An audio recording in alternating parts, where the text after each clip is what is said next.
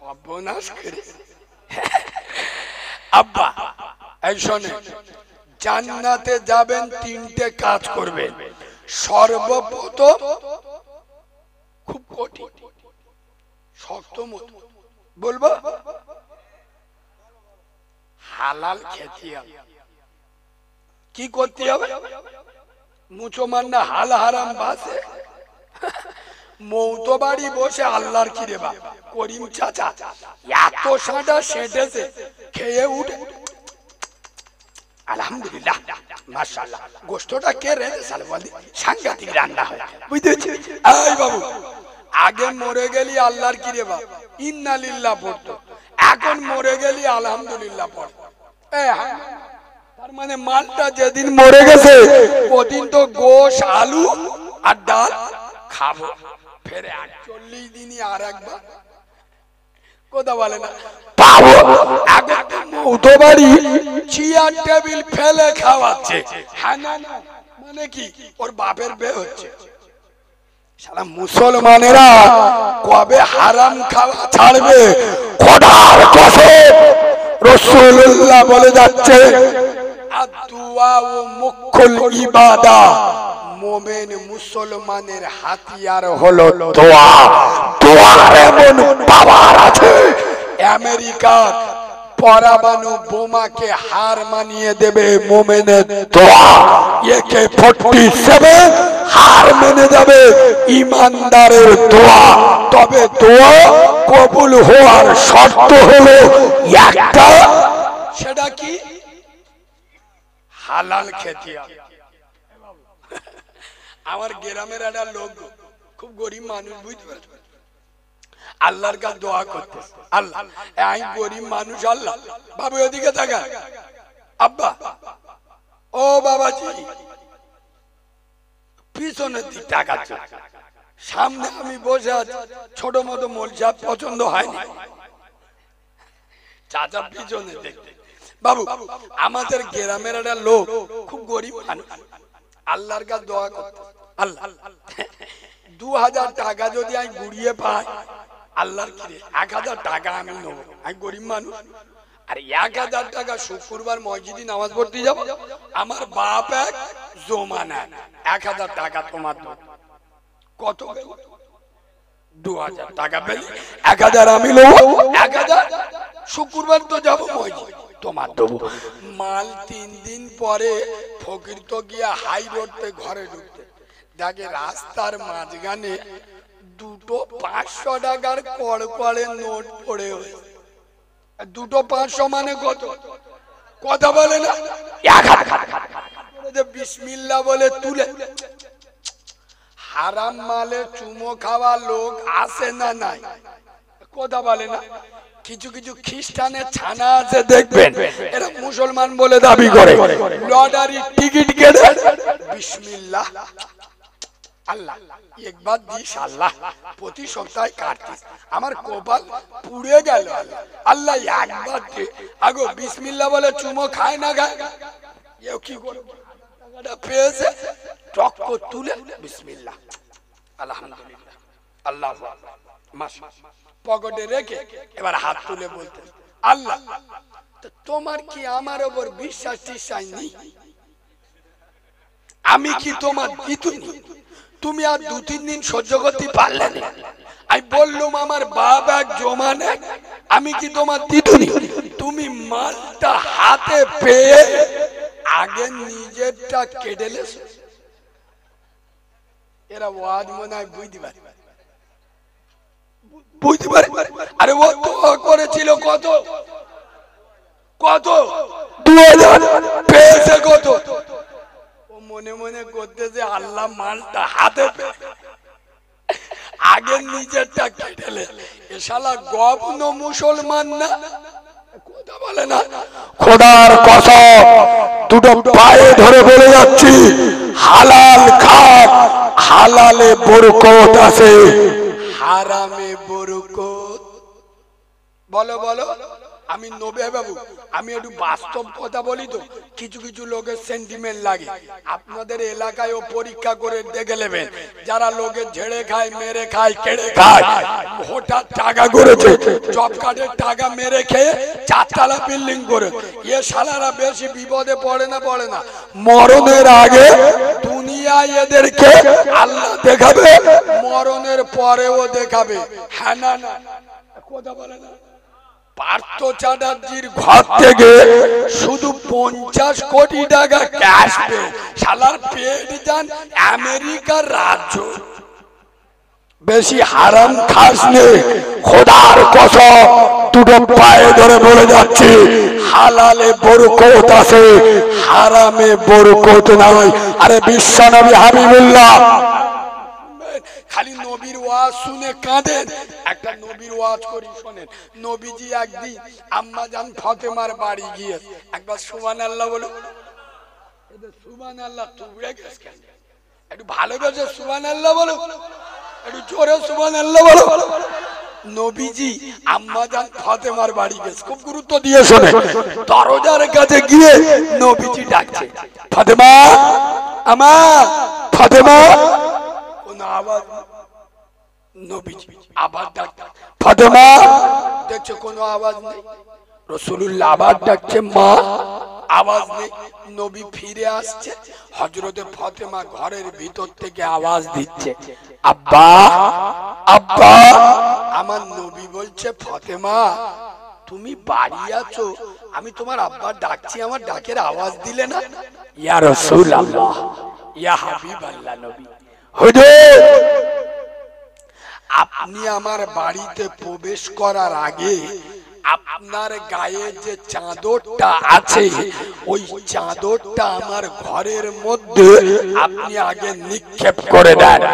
কেননা ইয়া রাসূলুল্লাহ, ইয়া হাবিবাল্লাহ নবী, আপনি আমার বাপ, আপনি জন্ম দেওয়া পিতা। ইয়া রাসূলুল্লাহ, আমি ফাতেমা এমন একটা শাড়ি পরে আছি, এত ছেঁড়া তালি দেবার মতো জায়গা নাই, যে কাপড় পরে আমার আব্বার সামনে আমি দাঁড়াতে পারবো না। এ ফকির তকিয়ার মুসলমান সারা জীবন ওয়াজ শুনে যাবে, আমল করবে কবে? খোদার কসম রাসূলুল্লাহ চাদর ফিকে দিলেন, আর আম্মা জান ফাতেমা চাদরটা জড়িয়ে রসুলকে বাড়ি পাঠালেন। আর নবীকে আম্মা জান ফাতেমা বলছে, আব্বা তোর একার নামাজ বাকি আছে, পড়েলি। আম্মা জান ফাতেমা নামাজ পড়লেন, রাসূলুল্লাহ বলছে, ফাতেমা দাঁড়াও দাঁড়াও, আর ফাতেমা নামাজের পাটি তোলো, নামাজের পাটি তোলো। আম্মা জান ফাতেমা নামাজের পাটি তুলেছেন, একবার সুবহানাল্লাহ বলো। দেখছে স্বর্ণ মুদ্রা, মানে সোনার টাকা। হাই হাই, যে নবী জেগে থাকলে আল্লাহর সাথে কথা হয়, যে রসুল ঘুমালে খোদার সাথে দিদার হয়, যে নবী ইয়াসিরের জমিনে পা দিলে সোনার মদিনা হয়। সুবহানাল্লাহ বলে। সেই নবী বলছেন, ফাতেমা নামাজের পাটি তোলো। আম্মা জান ফাতেমা নামাজের পাটি তুলে দেখছে সোনার টাকা ভর্তি। আমার নবী বলছে, ফাতেমা কত লেবার, কত নিতে পারো না, তবে ফাতেমা আমি তোর আব্বা, আমি বিশ্ব নবী, আমি আমেনার লাল, আমি আব্দুল্লাহর বেটা, আমি নূরে মুহাম্মদ বলছি, দুনিয়ার সুখ শান্তি তোমার যদি বেশি হয়ে যায়, আল্লাহ কিয়ামতের দিন পরকালে সুখ শান্তি আল্লাহ কমিয়ে দেবে। খোদার কসম রাসূলুল্লাহ এতটুকু বক্তব্য শুনে আম্মা জান ফাতেমা জোহরা নামাজের পাটিটা ফেলে দিয়ে সোনার টাকার উপরে ফেলে দিয়েছিল। হে ফকির তকিয়ার মুসলমান, আমি তোমাদের দুটো পায়ে ধরে বলে যাচ্ছি, জান্নাতে যদি যেতে চাও দুটো কাজ করবে। এক, হালাল খাবেন, তৃতীয় 5 ওয়াক্ত নামাজ পড়বেন, 3 নাম্বার বাপ এবং মাকে খেদমত করবেন, আল্লাহর জান্নাতে চলে যাবেন। একবার জোরে বলুন সুবহানাল্লাহ, একবার দরুদ শরীফ আল্লাহুম্মা।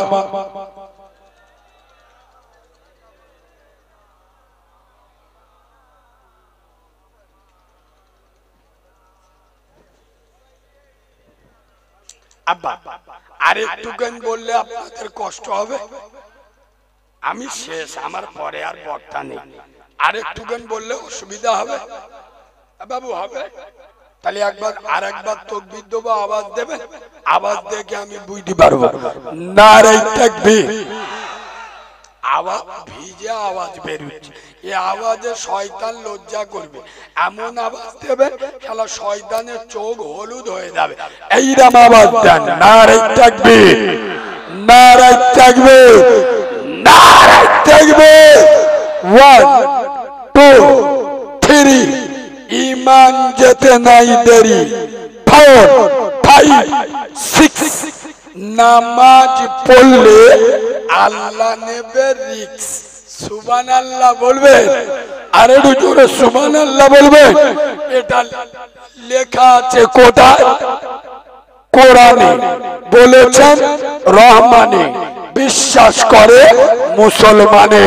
ফালিয়াবুদু রব্ব হাযাল বাইত।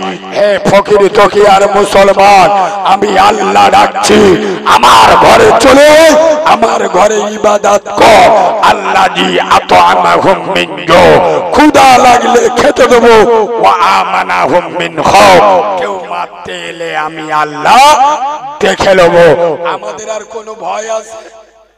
এক যুবক ভাই, এখানে বেশিরভাগ গ্রামের লোক না বাইরের লোক? এলাকার লোক আছে, বাইরে এলাকা মিলিয়ে আছে। যাই হোক, আমি এখানে এসে এইসব যুবক ছেলেদের দেখে আমার মনটা ভরে গেল।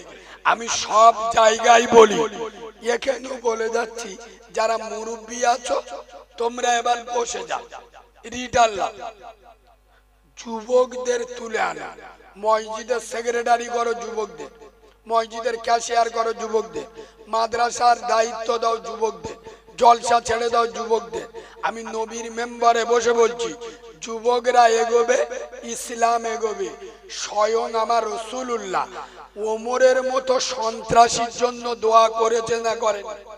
নবী বলছে আল্লাহ, আমার ওমর 26 বছরের যুবক, এই খত্তবের বেটা, ওই ছেলেটার এনার্জি খুব ভালো, ওই ছেলেটা খুব পাওয়ারওয়ালা ছেলে। আল্লাহ, ওই ওমর যদি আমার ইসলামের কলেমা পড়ে, তাহলে আমি নবী, আমার কলেমার দাওয়াত দেওয়াটা সহজ হয়ে যায়। নবীজি ওমরের জন্য দোয়া করেছে না করেনি? এই ভাই, যুবকদের ভালোবাসো। মুরব্বীদের বলে যাচ্ছি, যুবকদের মাথায় টুপি নেই, ফতোয়াবাজি ঝাড়বেন না। আজকে টুপি নেই, কোনো অসুবিধা নেই, কালকে হয়ে যাবে। আজকে দাড়ি নেই, কাল হয়ে যাবে। আসমান সব পড়ছে, আরে ও ধরো যদি বা মাদ্রাসা মসজিদের সেক্রেটারি করে দেয়, ওরা লজ্জা লাগবে না? লাগবে। কথা বলে মসজিদের সেক্রেটারি বেনামাজি হোক, তাহলে মসজিদে যাবে না? যাবে। আর যুবকরা যখন মসজিদে যাবে, নামাজি বাড়বে না? বুড়ো বয়সে নামাজ পড়া কোনো দাদাগিরি? শালা বউরা দেখতে পারে না, পেটারা দেখতে পারে না, নাতিরা মুখ নাড়া দেয়, শালা যাবের কোনো জায়গা নেই, চাচা মসজিদে গিয়ে বসে। কথা বলো। এই যুবক ভাইরা, আমি ফতোয়াবাজি মৌলবি নয়, আমি যুবকদের খুব ভালোবাসি।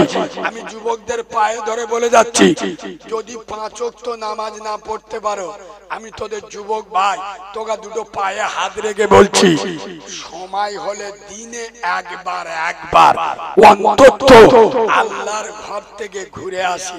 ফজর হোক, এশা হোক, জোহর হোক, আসর হোক, মাগরিব হোক, দিনে একবার অন্তত যা, গিয়ে বলিস আল্লাহ, আমি যুবক ছেলে, এই বয়সে তুমি তো সব বোঝো, আল্লাহ সবসময় আসতে পারিনি, তো প্রতিদিন একবার হোক দুবার হোক আমার মুখটা তোমার দেখিয়ে দাও। আল্লাহ খুশি হবে না? কথা বলে না? আল্লাহ যে একবার যাবে, আল্লাহ ওকে 5 বার নিতে পারে না? এই বাবু, কি মনে করছেন হেদায়েত আপনার হাতে, আমার মতো মৌলবীর হাতে? রাসূলুল্লাহর হাতে হেদায়েতের দায়িত্ব নবী দেয়নি।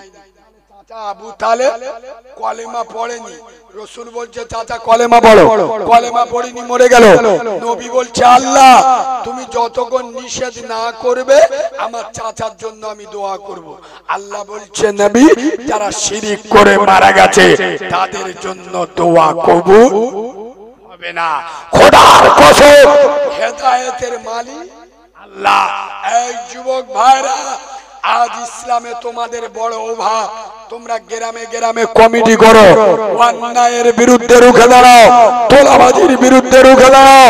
আরে তোমরা নিজেরা নেতৃত্ব দাও, তোমরা জোট বেঁধে রাজনীতির মুখে মুখে দিয়ে নিজেদের সংগঠন তৈরি করো। খোদার কসম ন্যায়ের সংগঠন বিশ্ব নবী 25 বছর বয়সে হেল্পফুল ফাজল সংগঠন তৈরি করেছিল বিধবাদের মদদের জন্য, ইয়েতিমের পাশে দাঁড়ানোর জন্য, গরিবদের পাশে দাঁড়ানোর জন্য। এই যুবক ছেলেরা তোমাদের আজকের বড় অভাব, তোমরা ইসলামের দিকে এগিয়ে আসো, অন্যায় অত্যাচারের বিরুদ্ধে রুখে দাও। আল্লাহ যেন এই এলাকার যুবকদের কবুল করে নেয়, বলেন না আল্লাহুম্মা আমিন। আমি জানি এখানে সব লোক হয়তো 5 ওয়াক্ত নামাজ পড়েন, রোজা রাখেন, কিন্তু এদের আল্লাহর প্রতি একটা দুর্বলতা আছে, নবীর প্রতি একটা মহব্বত আছে না? মুসলমানদের ভিতরে এটা আছে। 2 ওয়াক্ত নামাজ পড়তে পারি, কিন্তু নবীর নামে কেউ কিছু বলি সহ্য করতে পারি? কথা বলে না। বাপকে গালি দাও ছেড়ে দেবো, মাকে গালি দাও ছাড় দেবো, বউকে গালি দাও কিছু বলবো না, নবীকে গালি দেবে পেটে পা তুলে দিয়ে বুক ফেড়ে দেবো।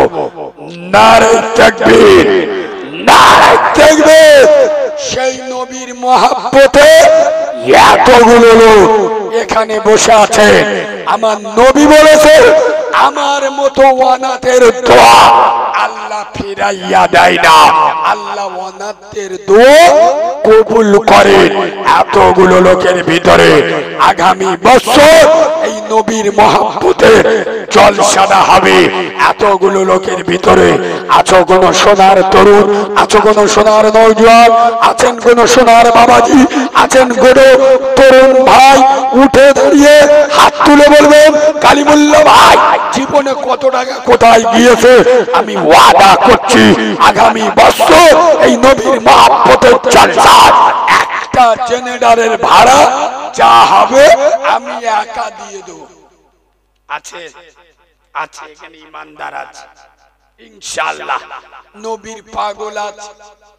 একজন দাঁড়িয়ে বলবেন আমি মাহারা ছেলে দোয়া করব, আল্লাহ আপনার রুজিতে বরকত দেবে, আল্লাহ ব্যবসায় বরকত দেবে, আল্লাহ জান মালে বরকত দেবে, আল্লাহ না হওয়া কাজ হইয়ে দেবে।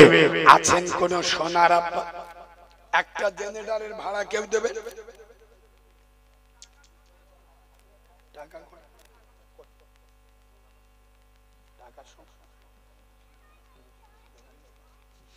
না বাবাজি ঠিক বলেছে।